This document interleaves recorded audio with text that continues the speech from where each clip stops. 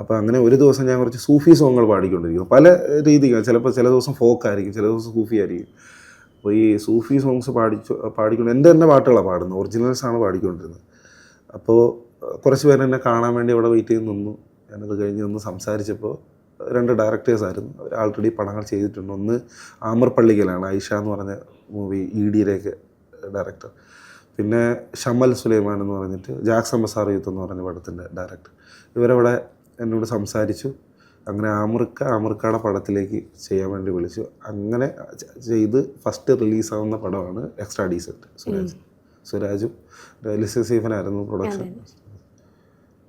Okay, അതിൽ lyrics ഓർമ്മയുണ്ടോ? പാടാവോ? ആ ഷുവർ. അത് എൻ്റെ കമ്പോസിഷനൊന്നും കറക്റ്റ് ആയിരിക്കും. ഈ പാട്ട് അങ്കിത് മേനോനും ഇലക്ട്രോണിക്കലിയും കൂടെ ചെയ്തൊരു കമ്പോസ് ചെയ്ത സോങ് ആണ്. മച്ചിമേലെ എന്ന് പറഞ്ഞൊരു പാട്ടുണ്ടായിരുന്നു.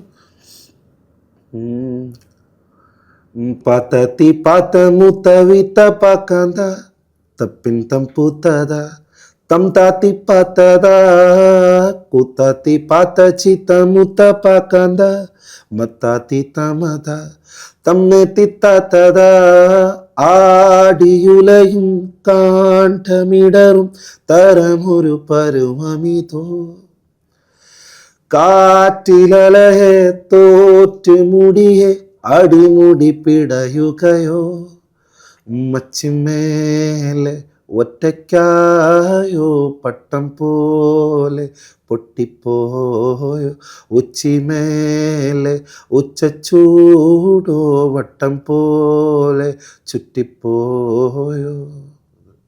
അതായിരുന്നു ഇതിൻ്റെ പാട്ട്. അതെ.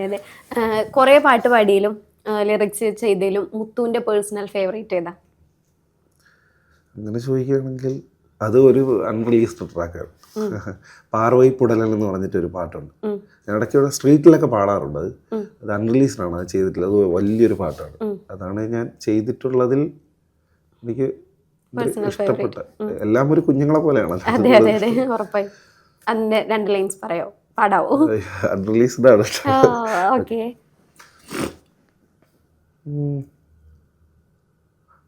ഉജ്ജ്വല ചഞ്ചല രൂപം ഭഞ്ജന പൂരിത കണ്ണും തനുവിൽ വിശ്വം കണ്ണുകളേന്തി ചെഞ്ചായപ്പട്ടിൽ കലി കൊണ്ടിട്ടാടവേ കറുത്ത നെറ്റിയിലൊടുക്കമുലകിനെ അടച്ച വലിയൊരു കണ്ണും ചുണ്ടിൻ മേലമിനും തങ്ക നിറത്തിലെ വരയും നിരയും വായ നിറയ്ക്കും തേറ്റകളും മുനയുള്ള നഖങ്ങളിനറ്റമുരച്ച് മിനുക്കിക്കാലിൽ കെട്ടിയ ചെമ്പു ചിലങ്കകിലുക്കി തലയിലിരിക്കും ചമയക്കെട്ടിൽ ചന്ദ്രനും കുടികെട്ടിയ പേക്കോലം കലിതുള്ളി കൊണ്ടിങ്ങനെയാടണതാരാവോ പാർവൈ പുടലൻ പാർവൈ പുടലൻ പാർവൈ പുടലൻ പാർവൈ പുടലൻ കച്ചകമച്ചകചകമകചകചിക്കി ചകചകമതിച്ചക പച്ച പുലരിയുമുച്ച കാച്ചിലും മിച്ചം വെച്ച ചുടല ചൂരി മച്ചിലൊളിച്ചാലി ചരവീചിയിലൊച്ച മുറുക്കും പുടലൻ ഞാൻ പാർവൈ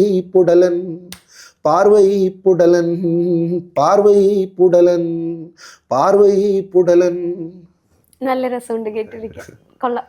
ഇതാണ് ഫേവറേറ്റ് ആയിട്ടുള്ള സോങ്. ഓക്കെ, ഇതിന്റെ റിലീസും കാര്യങ്ങളൊക്കെ ഇനി എപ്പോഴാണ്? ഇതൊന്നും തുടങ്ങിയിട്ടില്ല.